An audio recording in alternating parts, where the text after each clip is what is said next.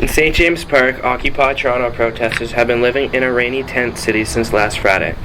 An offshoot of the much larger Occupy movements in New York and Europe, some members say part of their goal is to show solidarity for the cause worldwide. We're here to, I guess, show everyone that there are people who care about the rest of the planet.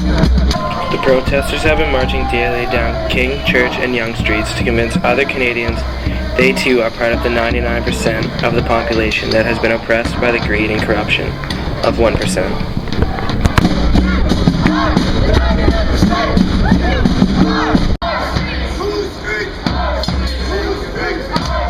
Occupiers young and old chant slogans and carry signs, even going as far as blocking traffic in busy intersections.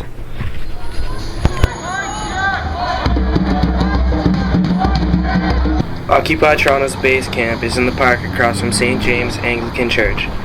The church officially does not support or oppose the protests, but have offered free electricity and shelter out of goodwill. Hot foods, such as pasta, beans, and bread, have been provided so far from independent donators and volunteers, and from organizations such as Food Not Bombs, who recycle wasted food from dumpsters. Go ahead.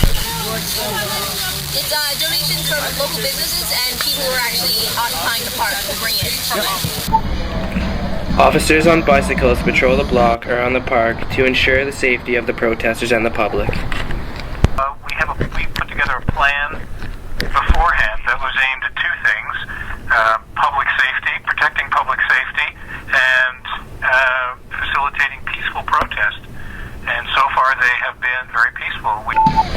Protesters in Toronto hope that by working online with ongoing movements around the globe, positive change can be effected in the highest levels of government and the financial system in Canada and abroad.